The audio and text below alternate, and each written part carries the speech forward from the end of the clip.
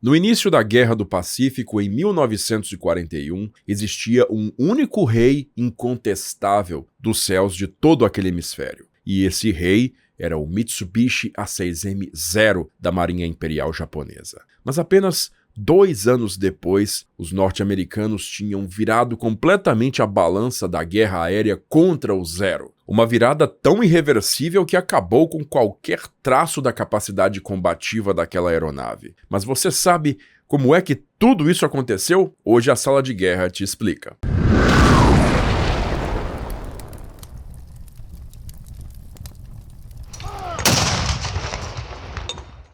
Antes de começar, eu quero convidar você que quer ampliar sua coleção de militaria a dar uma olhada nesse Tropenhelm do Afrika Korps. Essas coberturas tropicais eram usadas pelas potências europeias no começo do século XX para uso em suas colônias, principalmente na África, mas também na Ásia. Essa versão que a Sala de Guerra está sorteando já fez parte do cenário do canal e é a versão Tropenhelm usada pelo Afrika Korps alemão entre 1941 e 1943. Se você gostou dessa peça e quer ter ela aí na sua estante, agora você pode, porque o bilhete para concorrer custa só R$5 e você pode garantir os seus bilhetes no link bem aqui embaixo. O sorteio vai acontecer em breve, então compra lá os seus bilhetes e boa sorte! Esse aviãozinho que você está vendo na tela agora é o Mitsubishi A5M, batizado no ocidente de Claude. Esse foi o primeiro avião monoplano de metal embarcado de caça a entrar em operação no mundo. E ele entrou em operação bem no comecinho da Guerra Sino-Japonesa, ou a invasão japonesa da China, que teve início em 1937. Com o campo de batalha aéreo da China se expandindo a cada mês, mais e mais operações de incursão contra as cidades chinesas para bombardear essas cidades começaram a acontecer. E a Força Aérea Chinesa, que tinha comprado muitos exemplares de caças de diversas potências europeias e mesmo americanas, estava começando a reagir. E os japoneses começaram a colocar esses aviões aí em escolta dos seus bombardeiros. Mas o grande problema do A5M Claude era justamente o seu alcance operacional. Era um avião pequenininho e notadamente tinha um alcance muito curto. Mas aí entrou em ação o criador do A5M, um engenheiro japonês chamado Jiro Horikoshi, que resolveu então atender justamente a demanda da Marinha por um caça de longuíssimo alcance. E no ano de 1940, a Marinha Imperial Japonesa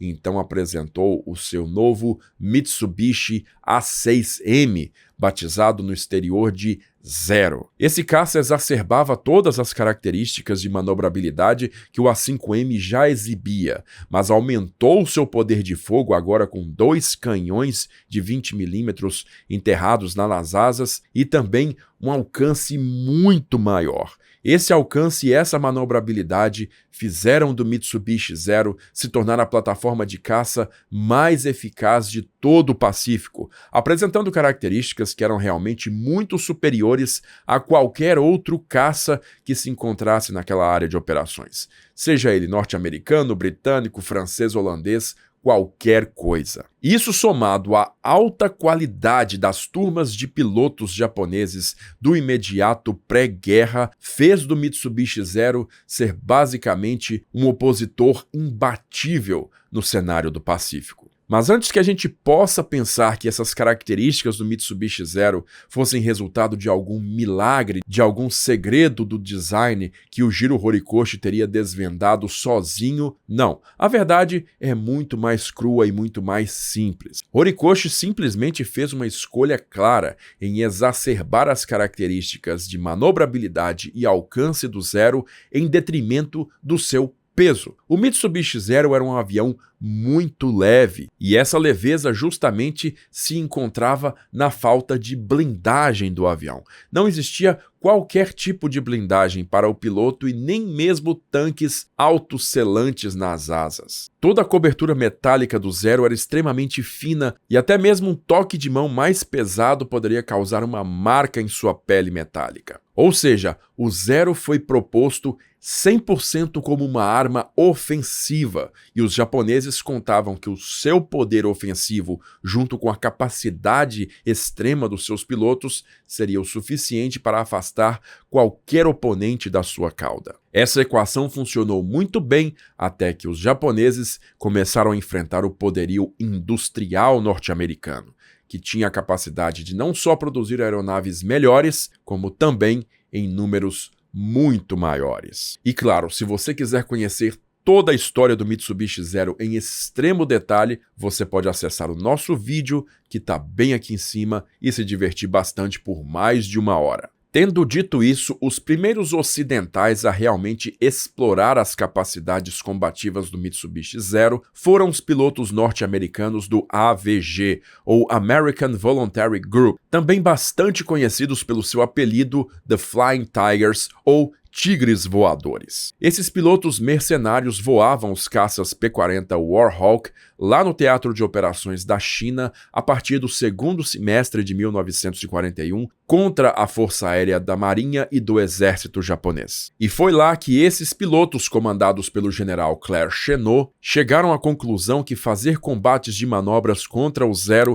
era extremamente infrutífero e mortal para eles mesmos. E, portanto, um outro tipo de abordagem teria que ser utilizado para combater essas aeronaves inimigas. Essa nova abordagem, então, seria uma tática conhecida como Boom and Zoom. O Boom and Zoom consiste de 2 etapas. Você primeiro voa mais alto que o seu inimigo, talvez utilizando até inclusive uma isca que voa mais baixo, mas deixa o seu componente de caça realmente numa altitude superior. Uma vez então que você localiza o inimigo, você inicia a fase de Boom, que é iniciar um mergulho bastante veloz e íngreme para acelerar o seu avião em direção ao alvo que ainda não te percebeu. Vindo então de cima para baixo, você faz o cruzamento com o alvo, fazendo o seu disparo, disparando as suas rajadas que têm que ser precisas e derrubar o avião idealmente na primeira passagem, e em seguida você continua um mergulho para evitar que esse seu inimigo, o Mitsubishi Zero, possa te acompanhar no mergulho, visto que ele é bastante leve e não mergulha bem. Utilizando as táticas de Boom and Zoom, os Tigres Voadores conseguiram diminuir as desvantagens do P-40 em relação ao Zero e obter um número representativo de abates desses aviões japoneses. E já no primeiro semestre de 1942, um piloto da Marinha dos Estados Unidos, o comandante Jimmy Thatch, desenvolveu também após os seus primeiros encontros com o Mitsubishi Zero, voando o caça F-4F Wildcat, que era bastante limitado também em relação ao Mitsubishi Zero, uma abordagem chamada de Thatch Weave, ou finta de Thatch. Basicamente, Jim Thatch resolveu empregar 2 Wildcats contra um único Zero. E esses 2 Wildcats, então, fariam passagens de voo entremeadas, circulando um ao outro, fazendo com que, inevitavelmente, o Zero escolhesse um deles como alvo. Então, quando essas trajetórias de voo se cruzassem novamente, o Zero que estava perseguindo um dos Wildcats inevitavelmente entraria na linha de fogo do outro Wildcat. Então, é justamente essa imagem que você está vendo aqui em cima, o Zero perseguindo esse Wildcat aqui, entra na linha de fogo do Wildcat companheiro do primeiro. E essa tática realmente rendeu bons resultados para os pilotos norte-americanos, sendo bastante empregada a partir da Batalha de Midway, acontecida no dia 4 de junho de 1942, e que você também pode conhecer no nosso vídeo que está bem aqui em cima. E se você já viu o nosso vídeo e é familiarizado com a Batalha de Midway, também deve saber que os japoneses empreenderam ao mesmo tempo uma operação de ocupação das Ilhas Aleutas, que ficam aqui, ó, ao sul do Mar de Bering,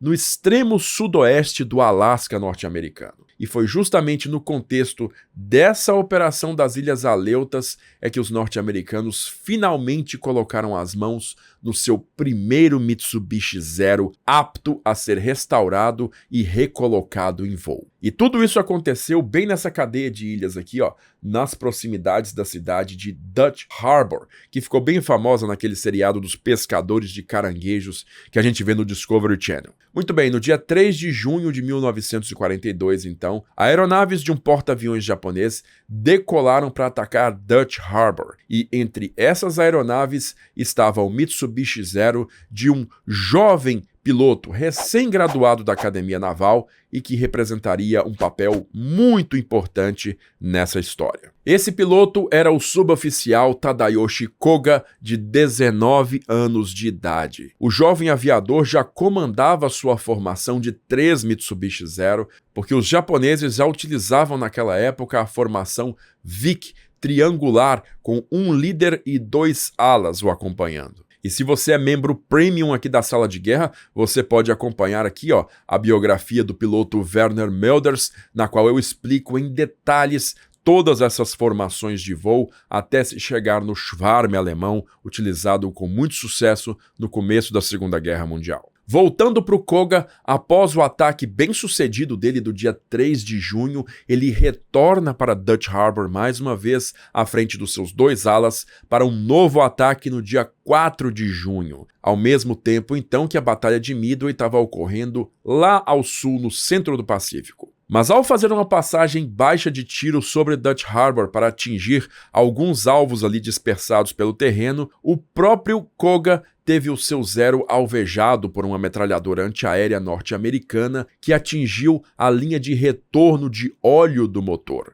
Então, como você está vendo nessa foto aqui, flagrada no momento exato em que o Zero de Koga sobrevoava Dutch Harbor, já claramente danificado, fumegando uma trilha de fumaça preta de óleo justamente, é que o destino desse jovem piloto acabou sendo selado, juntamente de forma curiosa com o destino do próprio Mitsubishi Zero e do próprio Império do Japão. Com o seu Zero bastante danificado, então, Koga tentou manter o motor funcionando o máximo que pôde, e ele sabia que na ilha de Akutan, logo aqui ao lado de Dutch Harbor, o comando naval japonês havia estacionado um submarino que estaria pronto para resgatar quaisquer pilotos em situação de dificuldade. Koga, então, com seus 2 alas, foram então sobrevoar a ilha de Akutan. E como vocês podem observar aqui, o terreno da ilha não é nada propício para um pouso de emergência, mas foi justamente um terreno com essas características que o Koga procurou. E curiosamente, após alguns sobrevoos, Koga encontrou exatamente o que ele achava que estava procurando. Um terreno plano, bastante propício para o seu Zero simplesmente deslizar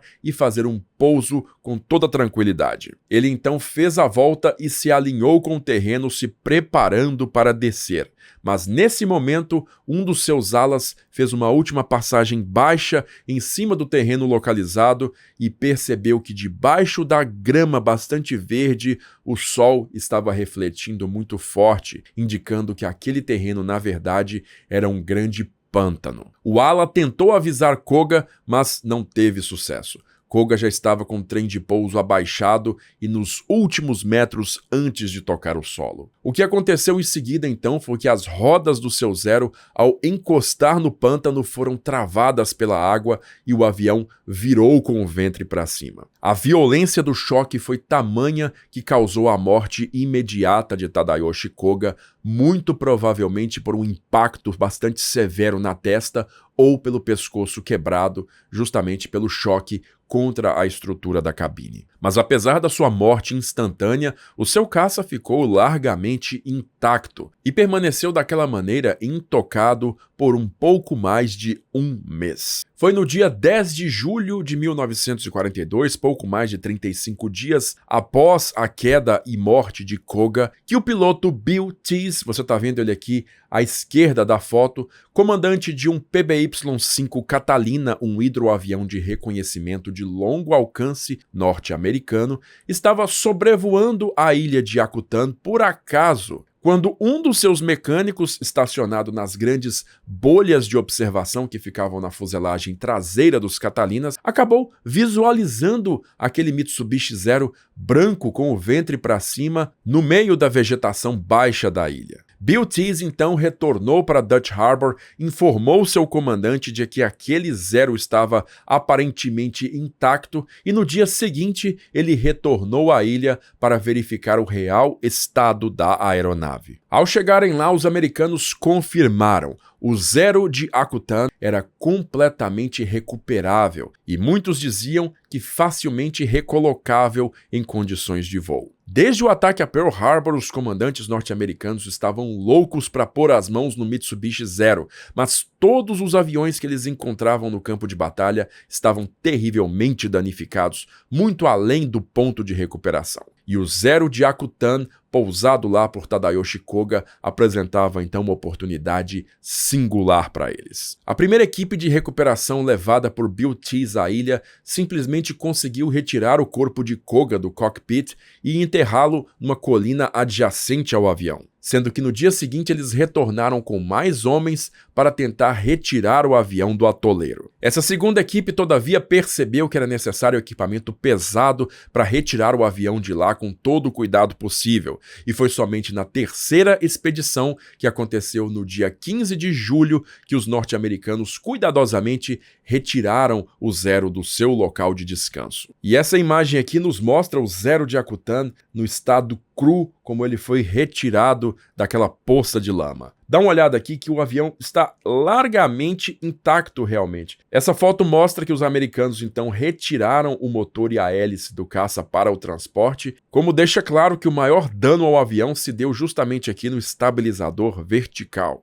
Repara também que os ailerons também já tinham sido retirados nesse ponto. Os ailerons são estruturas muito frágeis, então provavelmente já tinham sofrido algum dano mais considerável e foram guardadas em separado para não sofrerem mais. Essa aeronave então foi transportada por navio até San Diego, lá no sul da Califórnia, chegando lá no mês de agosto e imediatamente passando por uma extensa restauração. Diversos especialistas da aviação da Marinha dos Estados Unidos restauraram o Zero em todos os mais minuciosos detalhes, inclusive restaurando a hélice original e recolocando-a no lugar. O componente que mais gerou trabalho foi o trem de pouso do Zero, que precisou ser basicamente refeito por completo. E durante todo esse tempo, o Zero de Akutan foi mantido sob guarda da polícia militar 24 horas por dia, para evitar que o avião fosse depredado por alguém procurando um souvenir.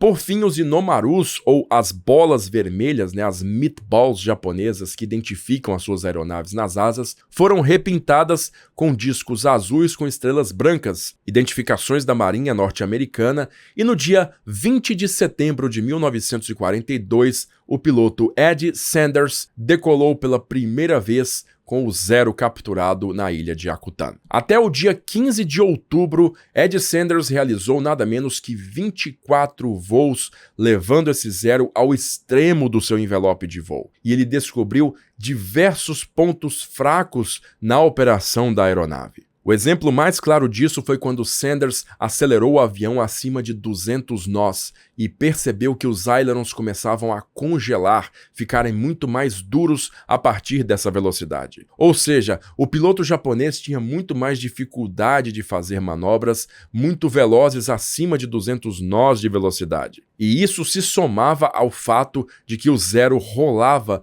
muito mais fácil para a esquerda do que para a direita. Então, se combinar esses dois fatores, você consegue gerar um cenário muito desfavorável para o Zero se acelerar o combate para acima de 200 nós com curvas muito fechadas para a direita. E quem acompanhou esse processo presencialmente em detalhes foi ninguém mais, ninguém menos que esse cara aqui, Roy Grumman, o proprietário e engenheiro-chefe da Grumman, a maior fabricante norte-americana de caças navais. Roy Grumman estava naquele ponto testando o primeiro protótipo do que seria o sucessor do seu F-4F Wildcat, o novo F-6F Hellcat, e as informações obtidas por Ed Sanders no cockpit do Zero de Akutan foram essenciais para que ele mudasse as configurações do novo Hellcat para que aquela nova aeronave se tornasse definitivamente um matador de zeros. Os novos Hellcat de Roy Grumman então deveriam ser altamente manobráveis e também ser capazes de realizar essas manobras em velocidades superiores a 200 nós. E ao mesmo tempo que apresentava essas capacidades, também deveria manter uma alta camada de proteção, de blindagem para o piloto. Grumman então resolveu a equação simplesmente adicionando muito mais potência ao seu avião, trocando o motor pelo novo Pratt & Whitney R2800 Double Wasp, que esbanjava 2.000 cavalos de potência. Com motor semelhante, também tomando proveito dos segredos revelados pelo Zero de Akutan, a Chancevault também apresentou seu novo F-4U Corsair, um avião tão potente e tão manobrável que superava o Zero em todos os quesitos, exceto unicamente pelo longo alcance da aeronave japonesa. E a partir de meados de 1943, os Corsairs do grupo de caça VF-17, os Jolly Rogers, que você pode conhecer no nosso vídeo aqui, iniciaram uma verdadeira chacina dos Mitsubishi Zero e diversas outras unidades se somaram a ela nos meses seguintes, representando uma virada de maré completamente irreversível para a Marinha Imperial Japonesa. E enquanto a guerra se encaminhava para sua última fase, lá nos Estados Unidos, o Zero de Akutan percorreu o país, sendo mostrado para o público como um grande troféu de guerra, realizando diversas outras baterias de voos de testes pelos anos seguintes, até ser tragicamente perdido num acidente operacional em fevereiro de 1945. E embora completamente inutilizado depois desse acidente, muitas peças do Zero de Akutan continuam preservadas em exposição em diversos museus por todos os Estados Unidos da América. E nesse ano que a gente comemora 80 anos do final da Segunda Guerra Mundial, a Sala de Guerra está te dando uma oportunidade única de conhecer o processo de criação da arma que deu cabo àquele conflito, que encerrou tudo. A bomba atômica. Isso porque em outubro de 2025 a gente está decolando para os Estados Unidos para a missão Átomo, onde a gente vai visitar a maior coleção de aeronaves militares do planeta para ver de perto não só o bombardeiro B-29 que lançou a bomba atômica sobre Hiroshima, como também toda a coleção de interceptadores japoneses que combateu os B-29. Mas vou te levar também para Los Alamos, no Novo México, para a gente conhecer o local onde a bomba atômica foi desenvolvida. Você vai conhecer a casa de Robert Oppenheimer, o diretor do Projeto Manhattan, e também ter a experiência única de estar no marco zero da primeira explosão atômica da história, o local de testes Trinity, que fica dentro de uma base militar que só vai abrir para turistas uma única vez em 2025. E só a Sala de Guerra é que vai te levar para lá. Mas espera aí que eu tô salvando o melhor pro final. Nós vamos ainda fazer um voo histórico num verdadeiro bombardeiro Boeing B-29 Super Fortress. Tem como ficar de fora de um negócio desse? Não tem. Então faz o seguinte, clica no link que está aqui na descrição e chama lá os nossos agentes que eles vão te oferecer a melhor condição possível para você realizar esse sonho. Eu vou ser o seu guia e te espero lá. Agora me diz você aí, você já conhecia a história do Zero de Akutan e como os norte-americanos conseguiram vencer o Mitsubishi Zero na Segunda Guerra Mundial? Conta pra gente aqui nos comentários. Se você gostou desse vídeo, então compartilha ele com seus amigos, mas também dá um joinha pra gente e não esquece de se inscrever na Sala de Guerra para não perder mais nada. Eu vou ficando por aqui, agradeço novamente a sua audiência e aquele abraço da Sala de Guerra.